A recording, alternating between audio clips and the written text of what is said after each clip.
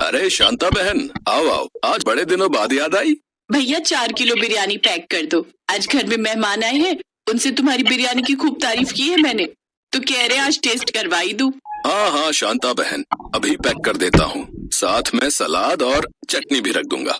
बिरयानी बिल्कुल गर्म है, उम्मीद करता हूँ आपके मेहमानों को पसंद आएगी। आपके हाथ की बिरयानी आखिर किसे पसंद नहीं आएगी भाई साहब। ये है किशनगढ़ गांव में रहने वाला मदन लाल, जो उस गांव में बिरयानी बनाकर बेचा करता था। उसकी बिरयानी गांव में सभी को खूब पसंद आती थी। वैसे तो रोज ही उसकी अच्छी आमदनी हो जाती थी, लेकिन त्योहारों के समय उसकी आमदनी और भी बढ़ जाती। ऐसे ही समय बीता। एक रोज घर पहुंचकर मदन हिसाब कर रहा होता है। लो, दुकान से आए नहीं कि फिर हिसाब किताब लेकर बैठ गए। चलिए पहले चलकर खाना खा लीजिए, उसके बाद ये सब करते रहना।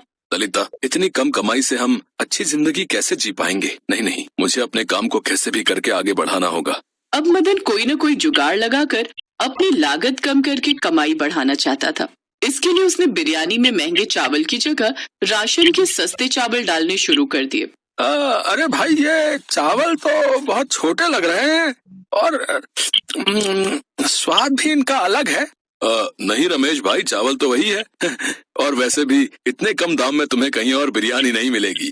नहीं नहीं, वो बात नहीं है, आपके यहाँ की तो बिरयानी लाजवाब है। लेकिन उस रोज भी उसकी कमाई 2000 से ज्यादा नहीं हो पाती। ये देख वो परेशान हो जाता है, इसलिए वो और बचत करने के चक्कर में बिरयानी के साथ सलाद और चटनी देना भी बंद कर देता है। ऐसे ही दिन बीते। एक रोज वो किसी काम से शहर गया हुआ था और लौटते वक्त जंगल वाले रास्ते से घर लौट रहा था। तभी उसकी नजर आदिवासियों के ऊपर जाती है, जो कुत्ते को पकड़कर आग में पकाकर खा रहे होते हैं। ये देखकर मदन लाल उनके पास जाता है। अरे अरे, ये तुम लोग क्या कर रहे हो? इस कुत्ते को पकाकर खा रहे हो? हाँ, हम आदिवासी हैं भाई, और जब हमें खाने के लिए कुछ नहीं मिलता तो हम इसे ही पकाकर खा जाते हैं। बहुत ही स्वादिष्ट होता है, आप खाओगे क्या? अरे नहीं नहीं, तुम लोग ही खाओ। बाजार में चिकन कितना महंगा मिलता है, कितने पैसे तो उसी में बर्बाद हो जाते हैं। तो क्यों ना मैं भी इनकी तरह बिरयानी में कुत्ता डालकर बेचूं। वैसे भी लोगों को तो मांस खाने से मतलब है, फिर वो चाहे मुर्गे का हो या कुत्ते का। ऐसा सोचकर अगले ही दिन मदन लाल जंगल की ओर जाता है और थोड़ी सी बोटी डालकर कुत्ता पकड़ लाता है। फिर उसे काट कर ले आता है और अगले दिन उसी में बिरयानी बनाकर सबको खाने को देता है, जिसे खाने के बाद एक ग्राहक उससे कहता है, अरे मदन भाई, ये क्या, ये बिरयानी में तो एक भी लेग पीस नहीं है, ऊपर से इसका स्वाद भी कुछ अटपटा सा है। अरे अब जरूरी तो नहीं ना कि हर रोज आपको लेग पीस ही मिले, जो बना है उसे खा लो। तभी वहाँ शांता बहन आ जाती है। आओ आओ शांता बहन, बड़े दिनों बाद आई हैं आप। क्या करे मदन भाई, अब महंगाई भी तो इतनी बढ़ गई है, अब रोज रोज तो बिरयानी खाई नहीं जा सकती। शांता जब वो बिरयानी लेकर घर आती है और अपनी बेटियों को खाने को देती है, तो उन्हें उसमें से एक अजीब सी स्मेल आती है। छी माँ, इसमें तो कितनी बदबू आ रही है, दिखा तो। आय हाय, कितनी गंदी बदबू है। मैं अभी से फेंक कर आती हूँ। शांता बिरयानी बाउल में लिए बाहर जाती है। तभी एक आदिवासी आदमी उससे टकरा जाता है। नजरों में कोई खराबी है क्या, जो देखकर नहीं चला जाता?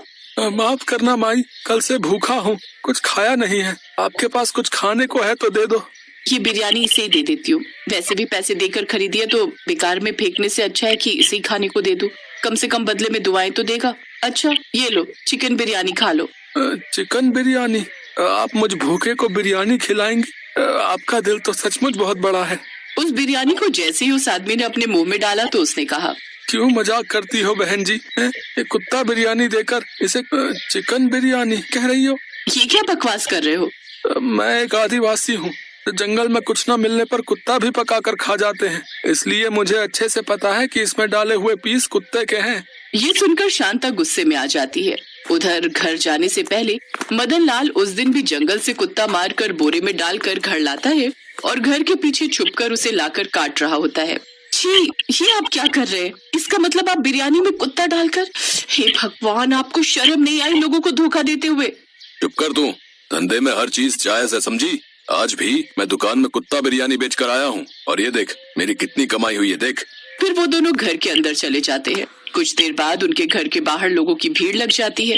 अरे इतने सारे ग्राहक यहाँ, लगता है इनको वो बिरयानी कुछ ज्यादा ही पसंद आ गई तभी तो घर तक लेने आ गए। अभी नहीं, देखिए कल मिलेगी। अब आपको कल मिलेगी चिकन बिरयानी। अच्छा, चिकन बिरयानी या कुत्ता बिरयानी? अरे बिल्कुल सही कह रही है वो। है तुम्हारे हाथ की बिरयानी खाकर मुझे सुबह से उल्टियां हो रही हैं और मुझे तब से दस्त लग गए। भाई साहब जरा यहाँ आना तो। उस आदिवासी आदमी को वहाँ देख मदनलाल हैरान रह गया। इसे अभी के अभी पुलिस के हवाले कर देते हैं। इसे ऐसे नहीं छोड़ना चाहिए। खाने में इतनी मिलावट कर रहा है ये। सब मदन को पकड़ कर ले जाने वाले होते हैं कि तभी वहाँ ललिता आ जाती है और वो सबसे अपने पति के किए की माफी मांगती है। मदनलाल को भी अपनी गलती का एहसास हो जाता है और वो भी सबसे माफी मांगता है। गांव वाले उन दोनों पर दया खाकर उन्हें माफ कर देते हैं, लेकिन मदन अपने लालच के चक्कर में अब अपनी बिरयानी की दुकान से हाथ धो बैठता है, क्योंकि अब कोई भी ग्राहक उसके यहाँ आना पसंद नहीं करता था।